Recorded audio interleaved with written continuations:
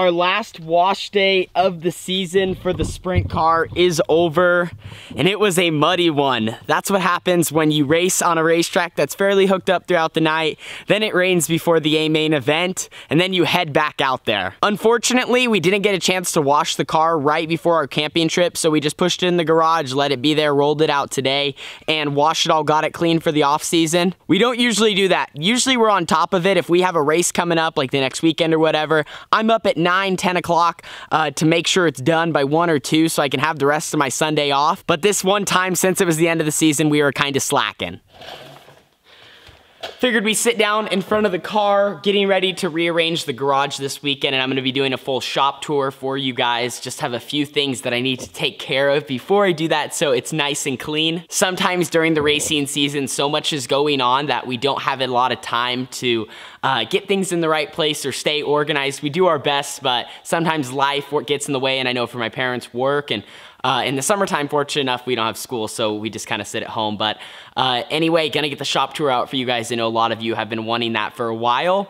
Did want to give an update though on our motorhome or toter home that broke down recently. So what ended up happening, this is kind of what we thought, it blew a head gasket. So that's an update on that. We're hoping to get it back within a week from Freightliner. They're taking care of us, but it took them some time to find the issue. At first they thought maybe it was an injector that went bad and a few other things, but they diagnosed the problem that it was the head gasket. That's pretty much my day down here in the shop. Later this week, or probably this weekend, we're gonna be taking the engine out of the Limited here. So that'll be fun and exciting, and we gotta send it off to get a refresh.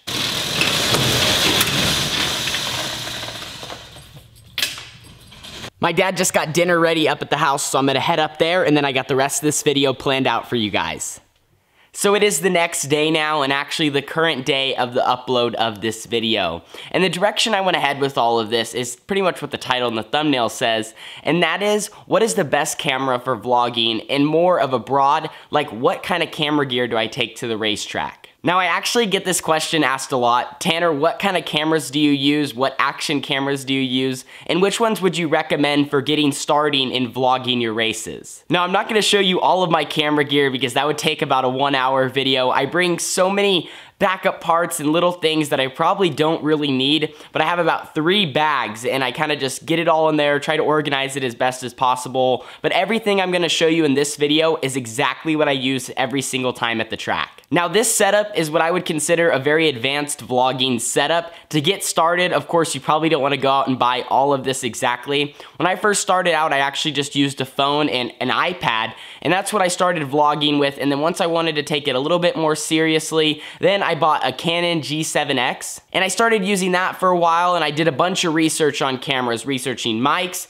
cameras, lenses, how to improve all of that, and what's the next step up from each camera. I watched hours and hours of video and just tried to take in as much information as possible. And then when I really wanted to take this seriously and I started gaining some subscribers and views and was motivated, I invested in a long-term setup, which is what I'm showing you today. So let's get started with my setup. I have about 6 different things that I'm gonna be showing you, and that's all I use every single time I'm at the track. First, starting with the camera. So the camera that I use is the Canon 77D with the Rode VideoMic Pro on top of it and a Canon 10 to 22 millimeter lens. This was my dream camera when I first started vlogging. I love DSLRs, I love the quality, and then especially when you move from a point and shoot, which a point and shoot is something like a G7X, you know, you just point and shoot. And once you move up from that, you know, you have that option to have a shotgun mic or a different mic to improve the audio, and that's one thing I love about this setup. Also with the DSLR, you have the ability to change lenses. I started off with the Canon 10 to 18 millimeter. I like that, that was a cheaper wide angle lens, but I wanted a better aperture, which if you guys aren't into camera gear or anything, aperture is how much light is allowed to be let in the lens. So the higher the number of the aperture, the less amount of light that's allowed in. So the 10 to 18 millimeter, I believe was like 4.5 to 5.6, which is very high. My Canon G7X, the lowest aperture was like 1.8, which is really good.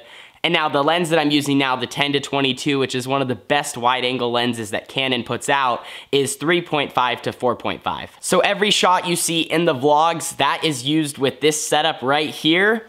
Now moving on to my second piece of equipment that I use every single race, and this is probably the most important of it all, my GoPros.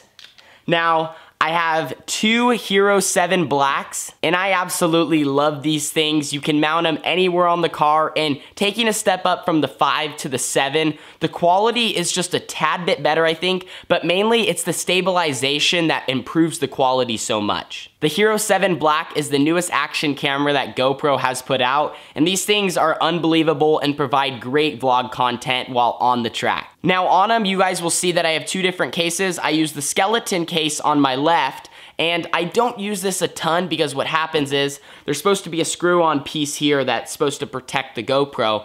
Well, whenever I just use the skeleton case, rocks come in and break it almost every single time. Now the audio is much better with the skeleton case, but with all the mishaps, I've actually broken my Hero 5 because I had just a skeleton case on with the protective covering, and a rock hit it and just shattered the lens and the protective covering. So I tend to go with the case on my right, which is the foolproof case. You take off that protective covering, the GoPro slides right in, and this protects your GoPro from rocks, sparks, anything. I am gonna look into improving the audio on this one because I've seen a lot of comments. I'm not trying to ignore them, I'm just trying to figure out the problem so I can get this audio but still have this much protection. Now my next piece of equipment is almost just important as the GoPros, and I'm so glad that I found these recently. These are the Joe's Universal GoPro Mount.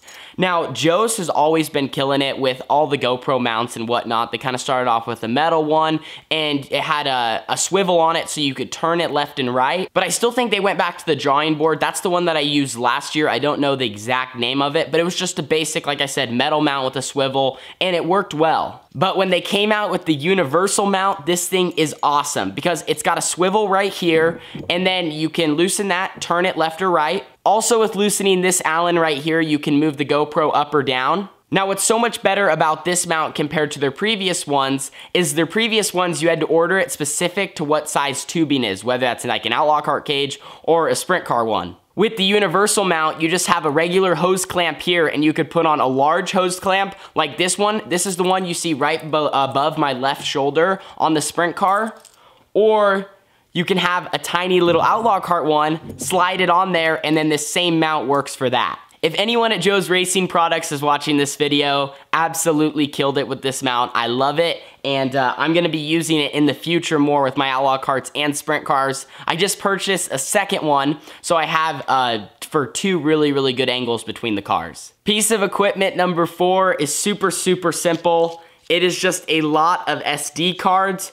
I have a 16 gigabyte, 32 gigabyte, 64, and then quite a few micro SD cards. If you guys are looking to get into vlogging, obviously you're gonna need these.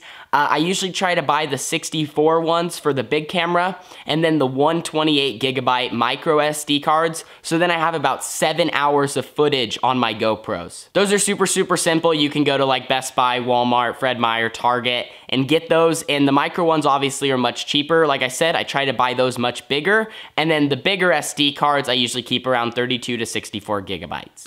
After the SD cards comes another lens that I use. This is the Canon 50 to 250 millimeter, so it's got a long zoom range. And this is what I use for all of my cinematics or my edits at the beginning of my videos. I just recently started kind of playing with this and trying out new things. My parents had an old Canon camera, and this is one of the lenses that was just sitting in the bag gathering dust, so I thought I would try it out because I wanted to go from using my iPhone slow motion and stuff like that to a much higher quality 1080p, high definition, 60 frames a second cinematics. Now I still have a long way to go, and I don't even know if you really consider it cinematics. It's just trying to get good footage and use that for fun edits and end of the year videos and review stuff. I really don't know a whole lot about this lens. Like I said, I just pulled it out of the bag, unscrewed it, put it right on my camera, and just started using it and not really changing a bunch of settings. And my last but not least important piece of equipment is the tripod that holds my cameras.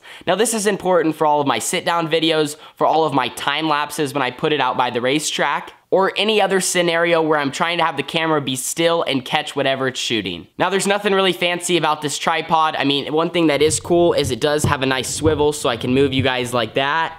But otherwise, it is really just a basic tripod 61 inches tall, so I can get up way high if I'm standing up, or if I'm sitting down, I can lower it to a nice level. Nothing really crazy fancy about that, but overall, this is the equipment that I use every single time I'm at the track. The tripod, some days I don't, some days I do, but of course, SD cards. There's always one of these in one of my cameras. The big lens for cinematics or edits or whatever, I always am using that thing, just trying to get shots. Even if I don't use it in the specific video, I keep it on my hard drive for some of my later videos when I do edits and collages. And then we have our Joe's universal GoPro mount. This is universal to any different type of kart, whether that's an outlaw kart on their little cages or big sprint car tubing with just a different clamp. Then we have our GoPros, Hero 7 Black, great stabilization, great quality, can shoot in very high frames, and I absolutely love them. Then we got the tripod here holding the camera, and our Canon 77D with the shotgun mic and a nice 10 to 22 millimeter lens.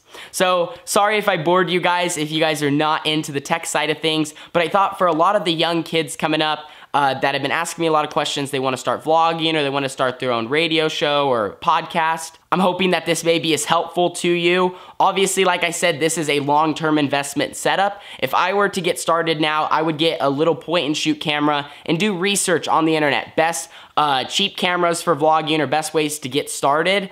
Take in all that information, look at the prices, look at your budget, and then pick out a good one. That is exactly what I did, and then I just built my setup off that. Even though a lot of the gear that I originally bought I don't use a whole lot, I still have it, and that Canon G7X, I still have it, still broken.